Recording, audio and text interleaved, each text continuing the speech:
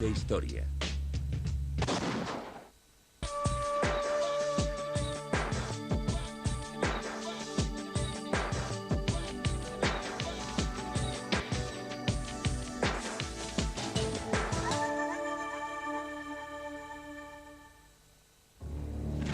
Hace unos 700 años el hombre oyó por primera vez una atronadora detonación procedente de lo que por entonces resultaba un extraño instrumento.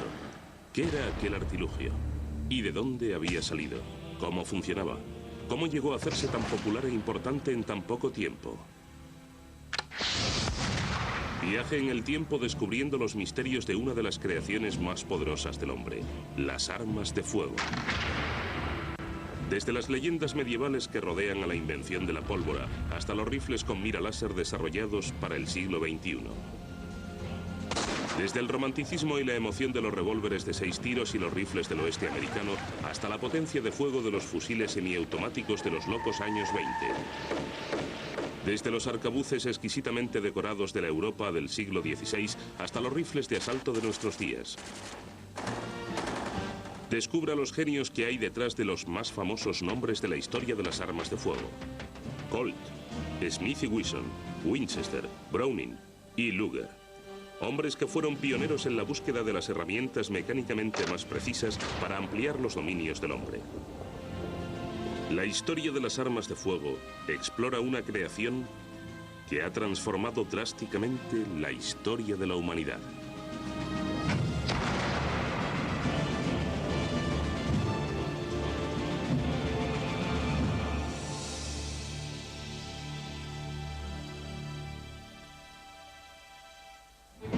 Historia de las armas. Segunda parte.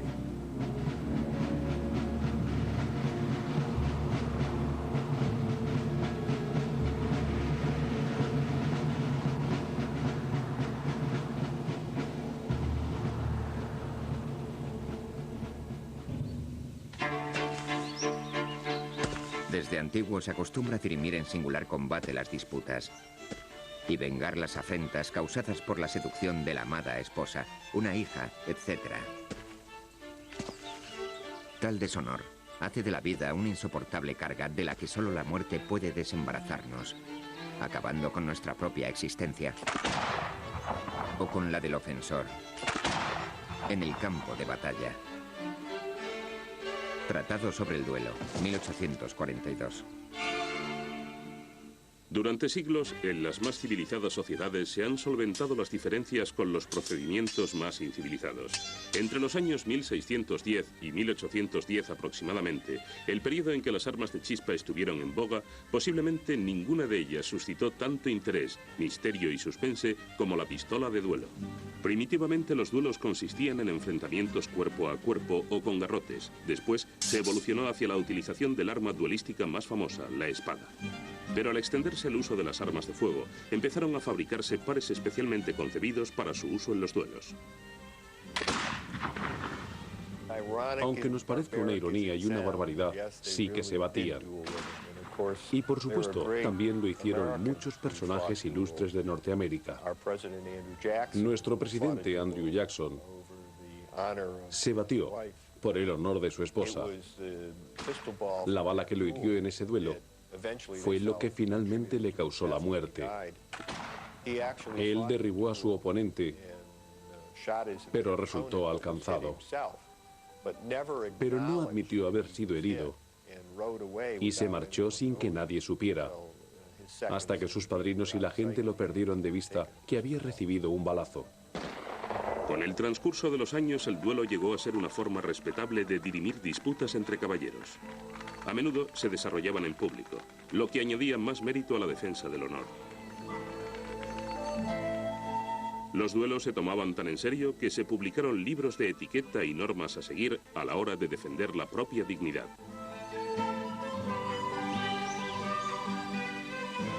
No puedo dejar de recalcar la importancia de permanecer calmado y compuesto cuando se es alcanzado. Uno no puede permitirse la alarma o la turbación, sino que debe echar mano de todos sus arrestos y enfrentarse al problema con serenidad. Y si se muere, debe hacerse con toda la presencia de ánimo posible. Un instructor de duelos del siglo XVII.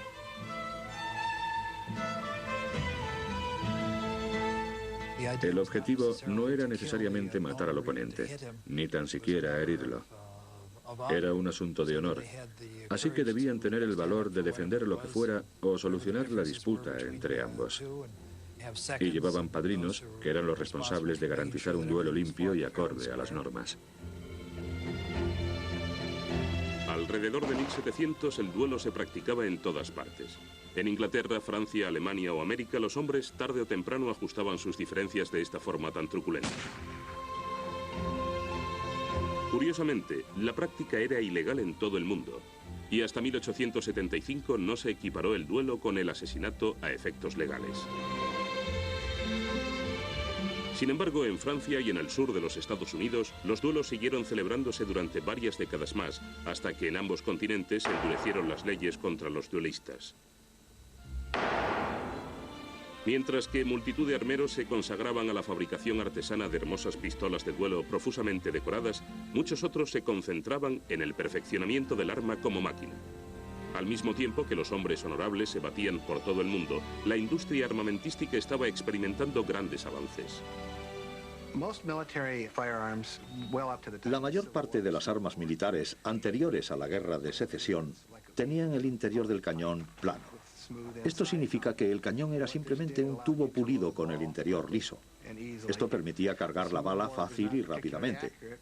Pero estos cañones no eran demasiado eficientes por un par de razones. La primera es que las balas esféricas que se usaban al fundirlas y vaciarlas no quedaban exactamente esféricas. La segunda es que al cargar la bala, esta no quedaba perfectamente ajustada en el cañón. De modo que al disparar, la bala rebotaba a lo largo del cañón. Por ello, la dirección que tomaba dependía primero de la configuración de la propia bala, su peso y sus deformaciones, y segundo del último rebote antes de abandonar el cañón. Además de su falta de precisión, el cañón liso presentaba otros problemas. La pólvora usada entonces dejaba mucho residuo y tras solo unos disparos, el cañón y el cerrojo quedaban tan obstruidos por la suciedad que había que limpiarlos para que siguiesen funcionando correctamente. Algún armero genial, que pensamos pudo vivir en Suiza alrededor de 1550, fabricó un arma con el cañón acanalado, con estrías en su interior, para que la pólvora tardase más en caer y acumularse en la parte por donde pasaba la bala al disparar. Otra persona, que era un auténtico genio, observó que incluso la más pequeña imperfección en el metal del cañón estriado parecía enderezar ligeramente la trayectoria de la bala.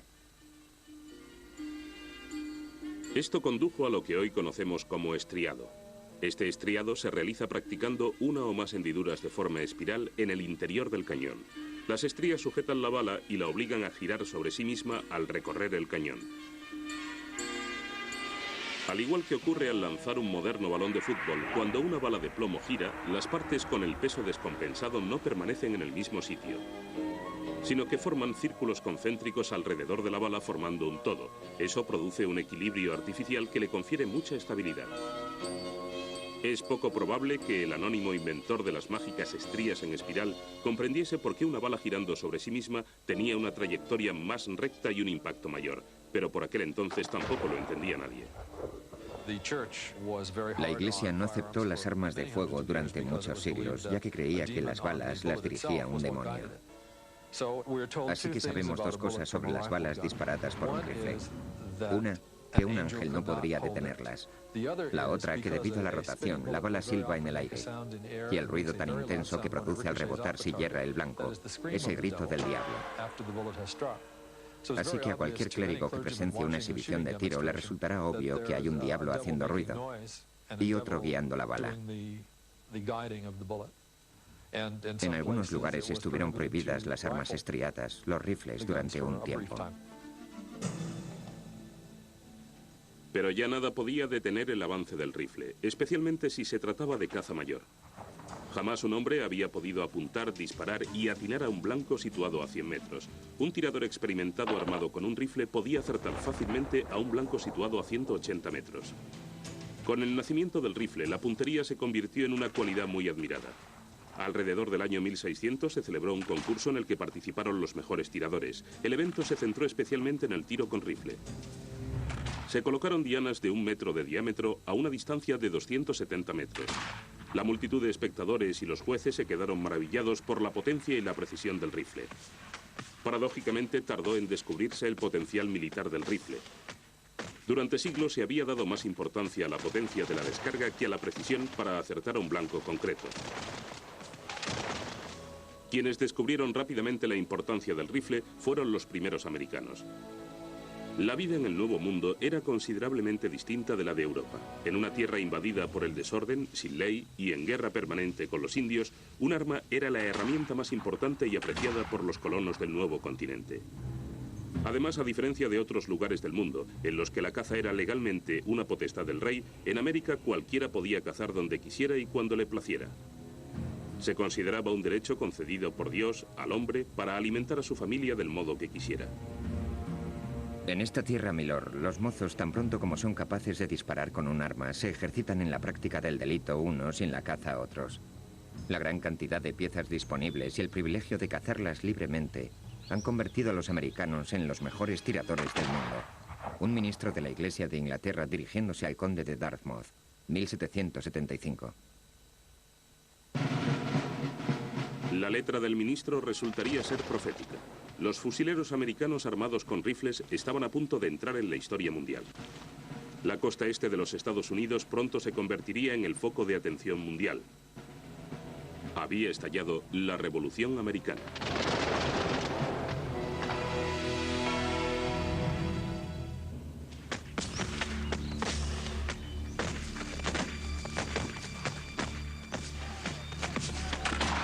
Los americanos tenían fusileros con rifles.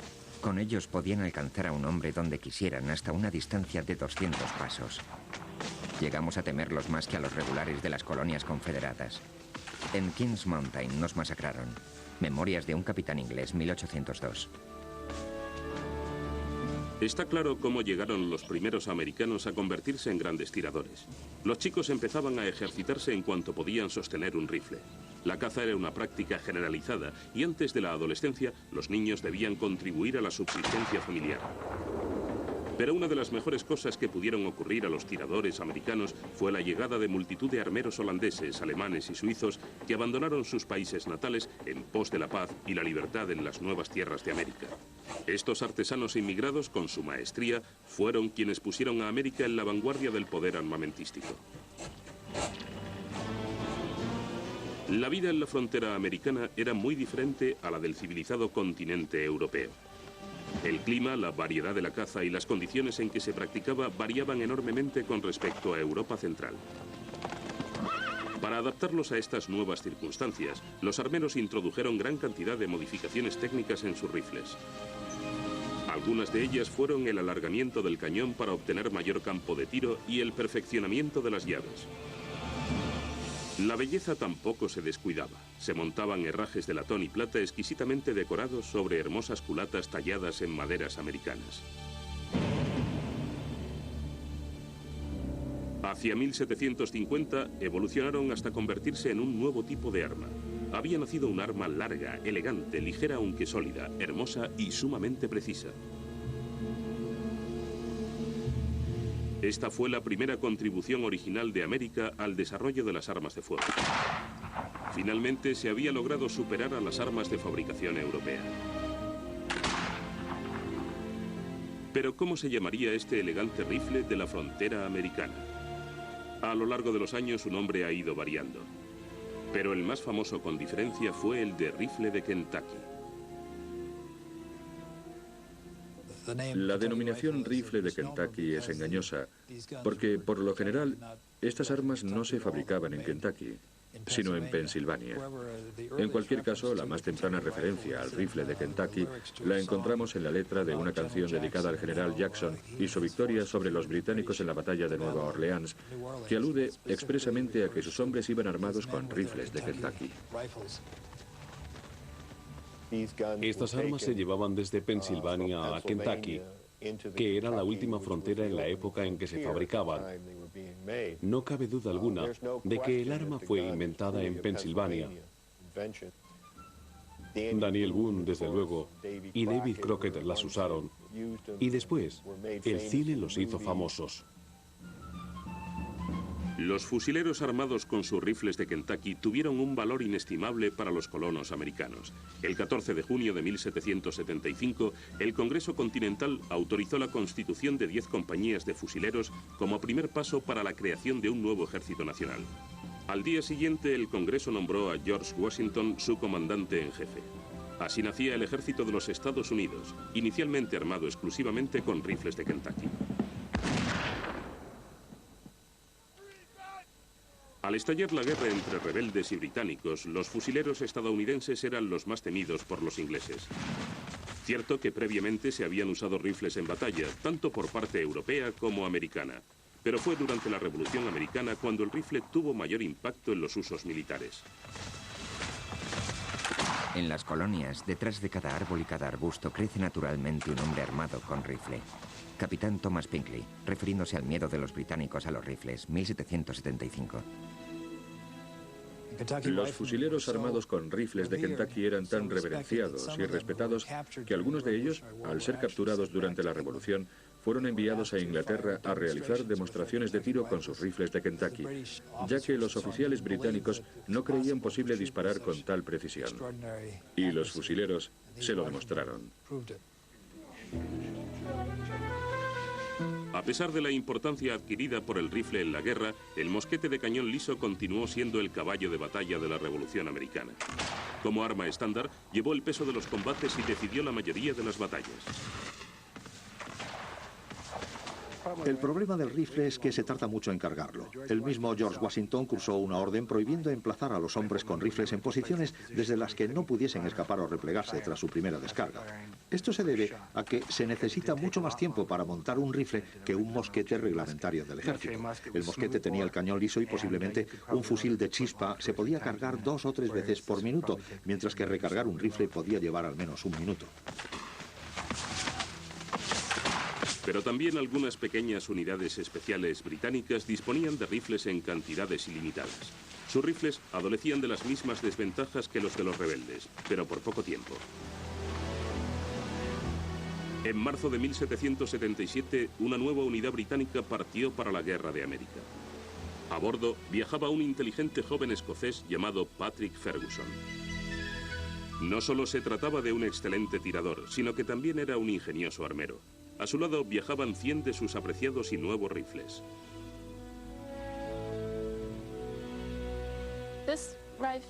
Este rifle tiene una característica que lo hace único.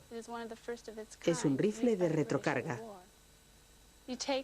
Se trata de uno de los primeros de su clase empleados por los británicos en la guerra. Coges el guardamonte y lo giras. Al hacerlo verás que se abre la recámara. Una vez que la tienes abierta puedes poner la bala y la pólvora en su interior. Una vez cargado, pones el guardamonte en su posición original, la cebadura en la cazoleta y ya está listo para disparar. Hasta la llegada del rifle Ferguson, la mayoría de las armas se cargaban por la boca al extremo del cañón. Aunque previamente se hicieron muchos intentos de desarrollar las armas de retrocarga por el lado del cerrojo, ninguno de ellos alcanzó el éxito del diseño de Ferguson. En la época de la Revolución Americana, el rifle de Patrick Ferguson era infinitamente superior a cualquiera de los preexistentes en todos los aspectos. Solucionado el problema de tener que introducir la bala por el cañón, el rifle Ferguson se podía cargar y disparar entre 6 y 8 veces por minuto, a diferencia de las 3 veces por minuto del rifle de Kentucky. La historia de este rifle y su inventor, Patrick Ferguson, es única. La leyenda afirma que era un tirador excepcional. Y una de las misiones que le encomendaron fue eliminar al comandante de los Estados Unidos, que era George Washington. Tuvo su oportunidad en la batalla de Germantown. Tuvo a Washington a tiro, pero no le disparó porque no pudo creerse que fuera él y que se expusiera en campo abierto y vistiese ropas corrientes, que no se rodease de pompa ni llevase escolta alguna. Así que pensó que no podía tratarse de George Washington y no abrió fuego.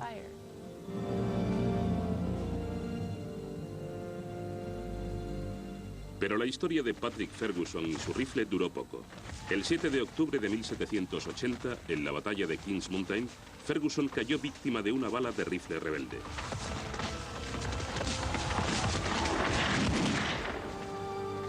El destino del rifle Ferguson pronto se vio velado por el misterio. Por ejemplo, ¿por qué a la muerte de Ferguson el ejército británico no adoptó su rifle como arma reglamentaria? ¿Qué fue de los primeros 100 rifles originales de Ferguson? Nadie lo sabe. Actualmente se conserva una docena de ellos en diversos museos. En aquella época, los ingleses tomaron en América una de las decisiones más equivocadas de la historia militar. Los fusileros tuvieron que devolver los rifles Ferguson, que fueron a parar a un almacén, y se les entregaron mosquetes Brown Bess. Si Ferguson hubiera sobrevivido, estoy bastante seguro de que habría tenido gran influencia sobre el desarrollo de la revolución.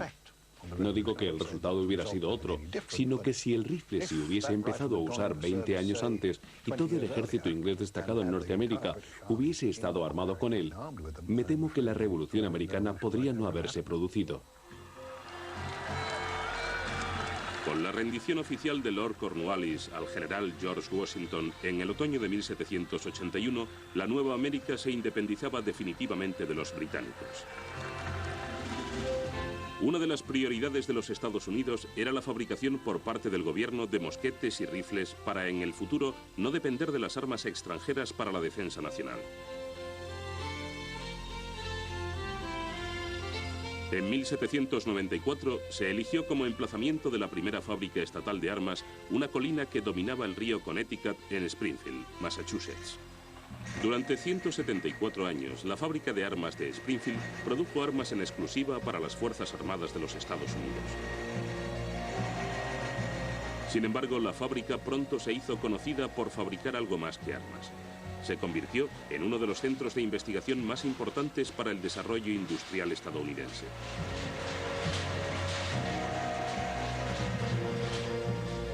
Quizá la mayor contribución de la fábrica de armas de Springfield, no solo para los Estados Unidos, sino para todo el mundo, fuera el invento de uno de sus primeros empleados, un maquinista llamado Thomas Blanchard.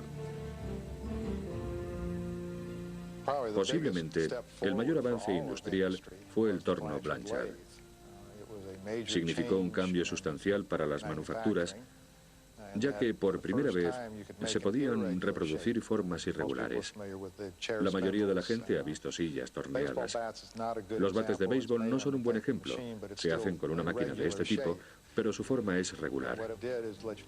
Pero lo que hacía la máquina era tomar una culata de rifle, que es irregular, y copiarla en un bloque de madera. El mismo sistema que se emplea hoy en día. Antes de la invención del torno Blanchard, se tardaba hasta 10 días en tallar una culata de rifle a mano.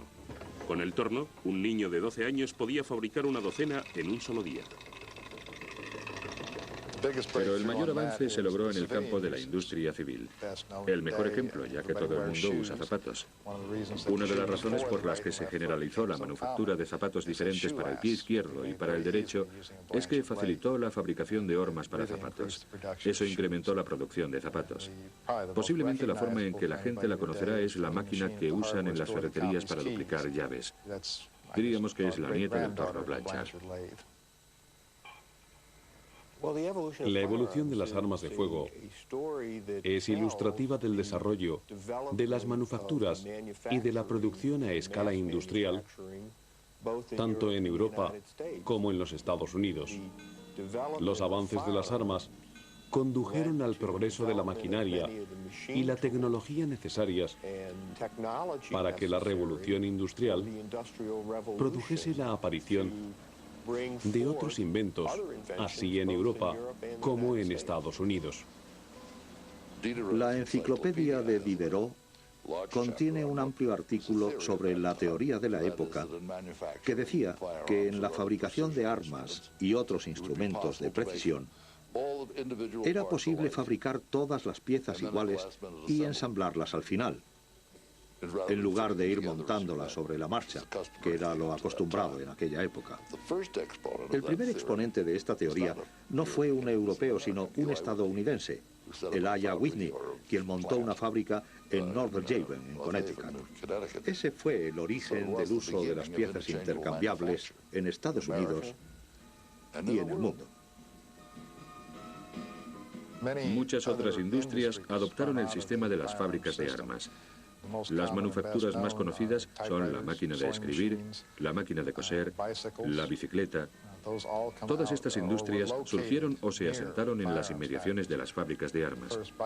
La primera factoría de bicicletas estaba en West Hartford, ya que en aquellos tiempos los únicos capaces de producir las complicadas piezas que componen el mecanismo de una bicicleta eran los fabricantes de armas.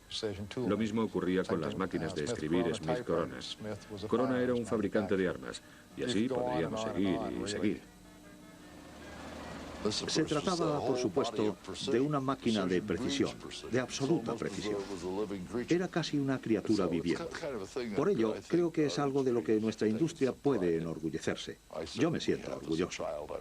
De niño, me fascinaba leer la historia de estas máquinas y su uso en la industria armamentística, y descubrir la importancia que tuvieron en todas las grandes aventuras de una nación emergente. Pero los avances en la industria de las armas de fuego aún estaban lejos de haber terminado.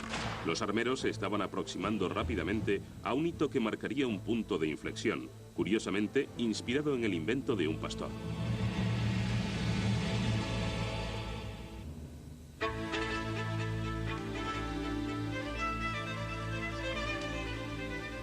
Si a este nuevo sistema se le diera un uso militar, la guerra en breve sería tan horrorosa que excedería todo lo imaginable. Las guerras del futuro amenazarían en solo unos años, no solo con destruir los ejércitos, sino también la propia civilización. Esperemos que los hombres de conciencia o los propios militares aboguen por la supresión de este nuevo invento. Carta a la publicación inglesa Gentleman's Magazine, 1817. Multitud de detractores en todo el mundo quedaron horrorizados por el invento que introduciría la armería en la Edad Moderna. Esta reacción no surgió en contra de un arma más eficaz, o de una bala de plomo más potente, o de una pólvora más perfeccionada. Se trataba de un nuevo tipo de llave. Resulta paradójico que Roger Bacon, el primero en dejar constancia escrita de la pólvora, fuese fraile franciscano. 700 años después, el hombre que condujo las armas de fuego a la Edad Moderna era también un clérigo. El reverendo Forsyth era vicario de Belgelby en Escocia y era muy aficionado a los deportes. Solía salir a la playa a cazar aves. Usaba un arma de chispa. Cuando disparas un arma de este tipo, el percutor baja y golpea el percutor. Se produce la chispa, el cebo detona y el arma dispara. Sin embargo, para cuando el mosquete había disparado, los malditos patos del vicario ya habían huido al oír el estallido de la cebadura. Harto ya de esto, leyó sobre algunos franceses que experimentaban con ciertas mezclas de fulminantes que explotaban instantáneamente al percutirlos. Así que comenzó a buscar un compuesto que disparase el arma en cuanto recibiese un golpe. Le costó muchas horas a lo largo de varios años perfeccionar sus mixturas, pero la perseverancia del reverendo Forsyth dio su fruto. El 11 de abril de 1807, además del nuevo mecanismo percutor, Forsyth patentó no solo el uso del fulminante aplicado a la ignición en las armas de fuego, sino también cualquier tipo y aplicación del fulminante. Las aves de Belgelby empezaron a pasarlo mal, ya que desde entonces no recibían aviso alguno. El arma disparaba e instantáneamente recibían un disparo. A pesar de que el invento de Forsyth significó un avance crucial con respecto a cualquier otro tipo de cerrojo, resultaba algo delicado y necesitaba algunas mejoras. Estas llegarían años más tarde, cuando expiró la patente del reverendo Forsyth y los armeros pudieron tratar de perfeccionar su sistema libremente. La invención original del reverendo Alexander Forsyth evolucionó hasta lo que llegó a conocerse como cápsula detonante. La cápsula detonante está hecha de un metal dúctil como el cobre y rellena con fulminato de mercurio. La cápsula o pistón se coloca sobre la chimenea situada en la culata del cañón. Cuando el percutor golpea el pistón, el fulminato de mercurio entra en ignición y transmite su llama a la culata, prendiendo la carga principal y disparando la bala de plomo. A partir de entonces, las armas eran prácticamente inmunes a las condiciones climáticas. Los disparos fallidos se minimizaron hasta tal punto que, empleando buenos pistones, incluso un arma de baja calidad podía resultar perfectamente fiable. El lapso transcurrido entre el accionamiento del gatillo y la descarga resultaba ahora ínfimo. La transición de las armas de chispa a las de percusión fue muy rápida, si no revolucionaria. Hacia 1835, tanto los cazadores como los ejércitos de todos los países civilizados habían adoptado las armas de pólvora detonante. Alrededor de 1840, tras 325 años de historia, se extinguió el último resplandor de la llama de las armas de chispa. Así que, verdaderamente, el desarrollo de las armas de fuego desde comienzos del siglo XIX tiene su origen en la necesidad de un vicario escocés de procurarse un pato asado para la comida. Así que esos patos son los causantes de todo. El cerrojo ha experimentado tal variedad de modificaciones que no parece posible esperar futuros avances. Tampoco considero necesarias ulteriores mejoras, ya que la implementación del percutor al cerrojo tradicional da cumplida solución a cualquier aplicación de las armas. Manual del tirador americano, 1827. El autor de tan aplastante aserto resultó tener poca visión de futuro. La introducción del mecanismo de percusión abrió muchas puertas al futuro desarrollo de las armas de fuego. Durante siglos, los armeros habían intentado desarrollar un arma capaz de disparar varias veces sin necesidad de recargarla. Muchas armas habían tratado de alcanzar este logro, desde el de la pistola Duck's Foot o pie de pato hasta el revólver Pepper Box multicañón. Sin embargo, todas ellas adolecían de dos graves inconvenientes. Primero, resultaban ser armatostes pesados de carga por la boca y no admitían grandes calibres. Segundo, siempre existía el peligro de que las chispas perdidas prendiesen todas las cámaras a un tiempo. Aunque este accidente se producía raramente, en una ocasión fue captado por las cámaras en una demostración del revólver Pepper Box. Todos estos inconvenientes desaparecerían en 1835, cuando un emprendedor joven de 21 años de Hartford, Connecticut, tramitó la primera de sus muchas patentes, Samuel Colt. Sam Colt es uno de los grandes hitos de la historia de la industria de los Estados Unidos. El historiador norteamericano Walter Prescott Webb, en su clásico estudio sobre el asentamiento en las grandes praderas, enumera las herramientas esenciales que lo posibilitaron. Cita los molinos de viento, el arado con el que se roturaban las praderas y también el revólver Colt. La historia del logro de Colt es quizá la más sobresaliente de los anales de las invenciones norteamericanas. Aquellos que viajaron al oeste cabalgaron con revólveres de 6 tiros al cinturón. Por muchos pecados que se le puedan imputar al 6 tiros, sigue siendo la primera modificación mecánica realizada por el pueblo estadounidense cuando al salir de los bosques halló nuevas necesidades en los espacios abiertos de las grandes praderas. Walter Prescott Webb. Posiblemente aventajando a cualquier otro armero, el nombre de Colt ha llegado a convertirse en el epítome del folclore del oeste de los Estados Unidos. Esto se debió principalmente a las circunstancias de la época en que Colt fabricó sus armas. En aquel tiempo, la expansión hacia el oeste se encontraba en su apogeo. Los más famosos nombres a ambos lados de la ley confiaron su supervivencia a los revólveres Colt. Jesse James, Buffalo Bill Cody, Wyatt Earp, Ponty Bill Lilly, Billy el Niño, Pat Garrett, Will Bill Hickok, Cool Younger, Henry Starr y los Dalton son solo algunos de los que llevaron el nombre de Colt a la frontera del oeste. Pero, ¿por qué motivo era tan ampliamente apreciado el Colt? ¿Qué llevó a personajes tan famosos a preferir el revólver Colt sobre otras armas?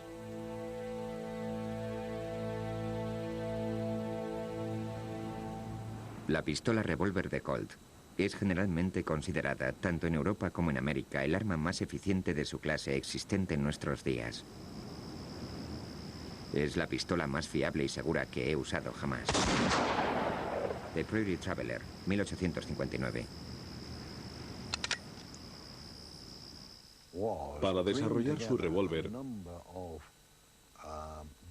combinó varias ideas previas hasta conformar una creación coherente que acabó convirtiéndose en el modelo de todos los revólveres posteriores. Lo que hizo Colt fue tomar la cámara giratoria, el cañón individual y el mecanismo de percutor y gatillo, reuniendo todos estos elementos en un arma aceptable. Consiguió diseñar un mecanismo de rotación sencillo y acoplarlo a un dispositivo de detonación, de forma que al montar el revólver, el cilindro giraba hasta la siguiente posición de disparo. Esta conjunción de pequeños detalles hizo posible un revólver operativo. Colt fue el hombre que los mezcló para conseguir lo que hoy conocemos como revólver. Samuel Colt concibió por primera vez en la historia de las armas de fuego una manera fiable de disparar un arma de gran calibre varias veces sin recargar.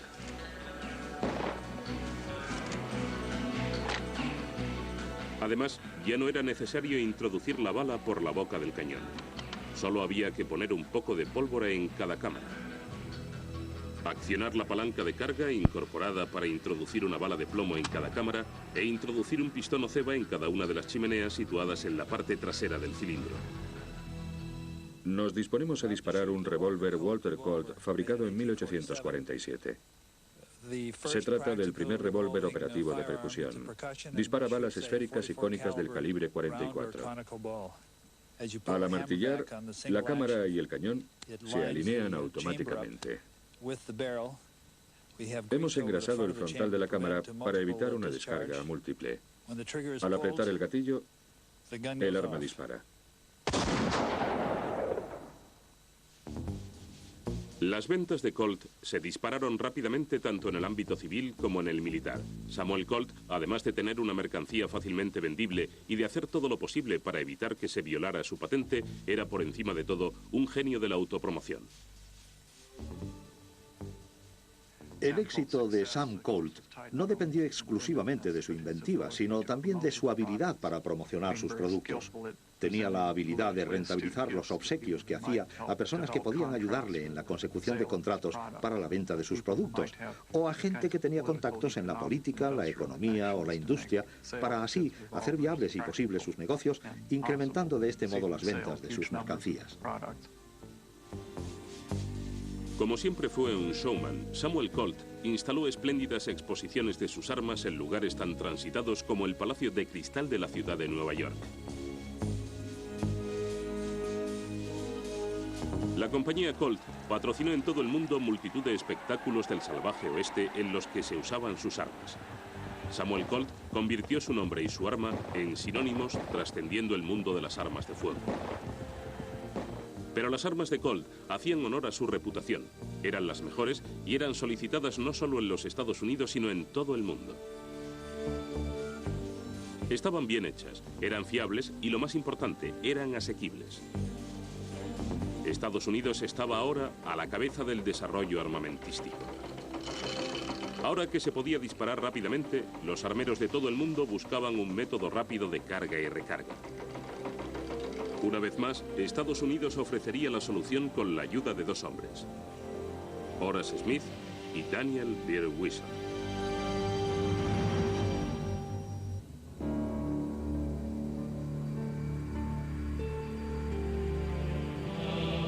Sin duda alguna, el sistema de percusión fue uno de los mayores avances en la industria de las armas de fuego.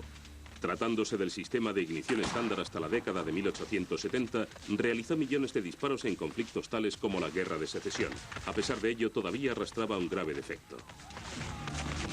El sistema de percusión aún dependía de la misma práctica que se venía realizando desde hacía 600 años, introducir una carga de pólvora en las cámaras del revólver o por la boca del mosquete, rifle o fusil. A continuación, la laboriosa tarea de introducir una bala en el cañón o en el cilindro. Y finalmente colocar la pequeña ceba en la chimenea del arma. Para acelerar este proceso, muchos ejércitos de todo el mundo fabricaron cartuchos de papel que contenían la medida justa de pólvora y una bala de plomo. El tirador rasgaba el cartucho e introducía la pólvora en el cañón. A continuación, venía el consabido proceso de atacar la bala con la baqueta. El tiempo que se perdía en enrollar estos cartuchos de papel era exasperante. Eso sin mencionar el crucial intervalo necesario para recargar entre descarga y descarga. Se necesitaba desesperadamente un cartucho de autoignición que se pudiera cargar fácilmente en el arma.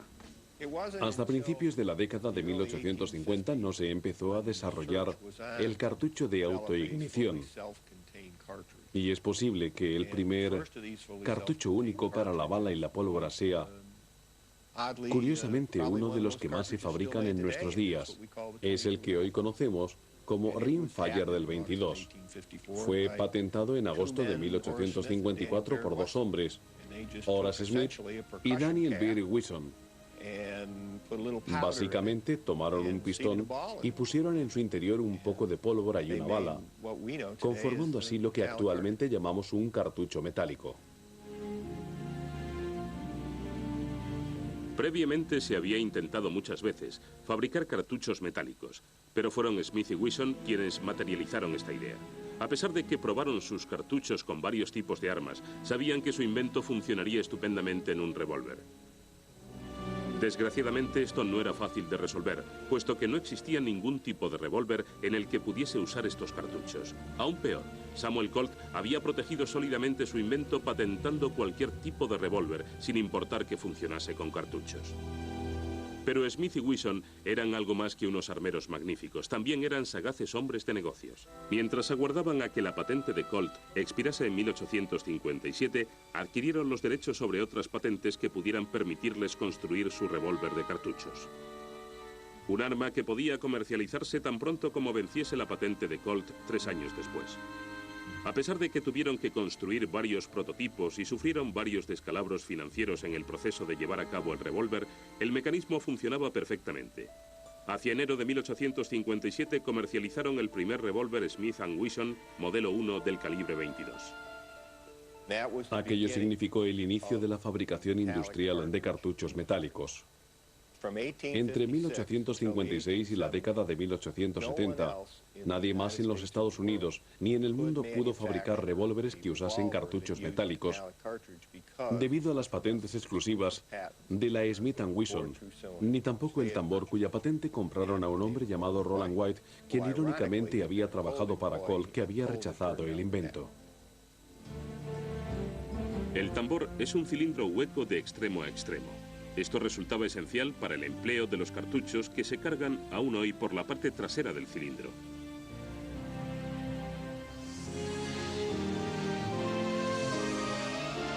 La demanda de armas Smith & Wesson excedió toda expectativa, pero también se solicitaba un arma de mayor calibre. En 1860, Smith & Wesson respondió a esta necesidad comercializando modelos de mayor calibre. En 1864, la nueva y enorme fábrica de Smith & Wesson tenía pedidos para 2 años. Cuando el gobierno de los Estados Unidos compró 1000 unidades del modelo 3 de Smith & Wesson, se despertó un enorme interés por todo el mundo. El otro grupo interesado en las Smith & Wesson era el gobierno ruso, y desde 1871 hasta finales de la década de 1870, los rusos compraron más de 138.000 Smith & Wesson modelo 3. Pero como no podían conseguirlos con la suficiente rapidez, empezaron a fabricarlos ellos mismos. A finales de siglo, los rusos tenían más de 600.000 copias del modelo 3 de Smith & Wesson. Mientras los mandos militares de todo el globo pedían a gritos todos los Smith & Wesson modelo 3 a los que pudieran echar mano, un hombre pensaba que esta arma aún precisaba una mejora sustancial. El general George Schofield, del 10º de Caballería de los Estados Unidos, estaba admirado por el modelo 3, pero lo encontraba incómodo y difícil de cargar, especialmente cabalgando a galope tendido. Schofield escribió a la Smith & Wesson adjuntando un nuevo diseño para el arma. Los armeros recibieron la sugerencia con los brazos abiertos. A principios de 1873, Smith & Wesson sacó al mercado su modelo 3 perfeccionado, el revólver Schofield. El modelo 3 original de Smith & Wesson tenía el pestillo en el cañón. Lo que hizo Schofield fue colocarlo en el armazón. Lo hizo así para que un hombre cabalgando al galope pudiera alcanzarlo con el pulgar, echar hacia atrás el pestillo y golpear el tambor contra la pierna, expulsando las vainas. Después, mientras se cambiaba el revólver de mano, podía sacar rápidamente 6 cartuchos más de su morral y cerrar el tambor de un golpe. Podía hacer todo eso en solo 20 segundos y estar de nuevo listo para la acción. Con cualquier otra arma disponible por entonces en la frontera, había que sacar cada uno de los cartuchos individualmente. Scofield podía disparar y recargar su arma hasta 3 veces en el tiempo que un hombre armado con un Colt empleaba en hacerlo una sola vez.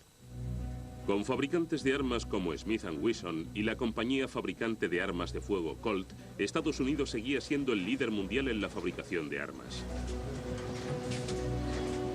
Fabricantes como la factoría más antigua de los Estados Unidos, Remington, evolucionaron y siempre se esforzaron por mejorar las armas de fuego y hacerlas más eficientes. Cientos de personas intentaron perfeccionarlas en sus dos aspectos, como herramienta y como arma. Por cada Remington, Colt o Smith & Wesson había un montón de armas incalculable que no llegaban a ser más que un papel enterrado en la oficina de patentes.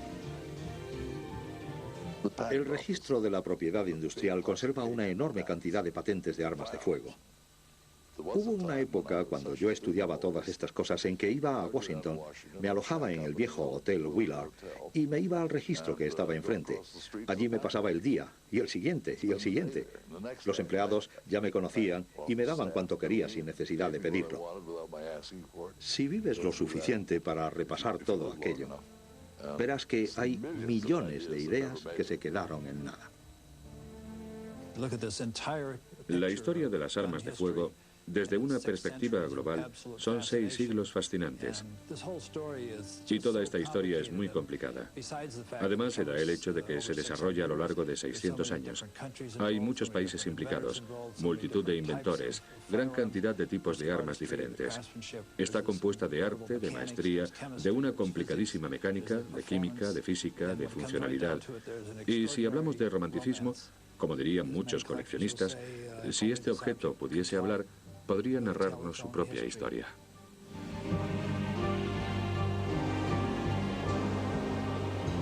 Pero sin duda alguna fue el oeste de los Estados Unidos en el siglo XIX el que asoció para siempre las armas de fuego con la leyenda, el romanticismo y la aventura. Tuvieron un papel clave en el establecimiento de la frontera, pero este logro no se realizó solamente con pistolas. Rifles y escopetas asimismo se convirtieron en símbolos del salvaje oeste. Junto a Colt y Smith & Wesson, nombres como Henry Remington y Winchester compartieron igualmente el título de las armas que conquistaron el oeste.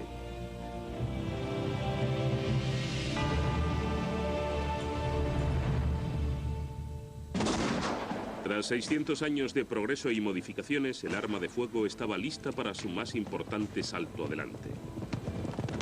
Desde finales del siglo XIX hasta el día de hoy, los magos de la armería han elevado a las armas a un nivel inaudito de fiabilidad y potencia de fuego.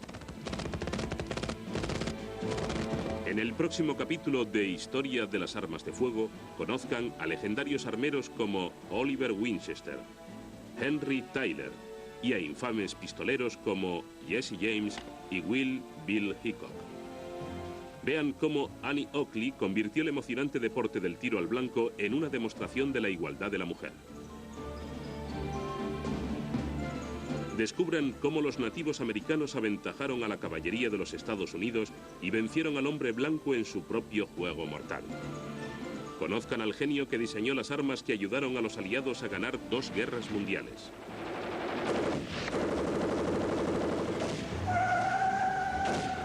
Presencien cómo los gángsters ponen en un aprieto a la policía y cómo, utilizando la famosa metralleta Tommy Gun de John Thompson, volvieron locos a los años 20.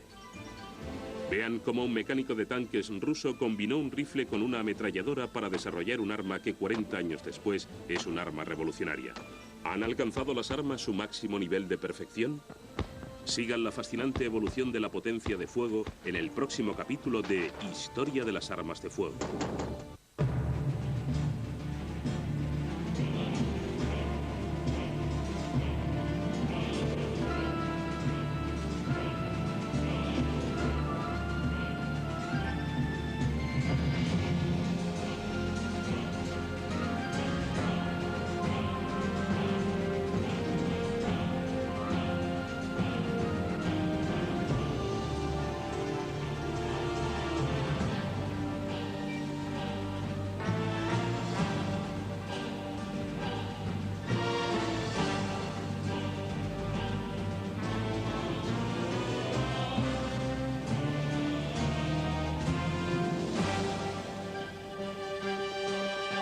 aventura en el seno de las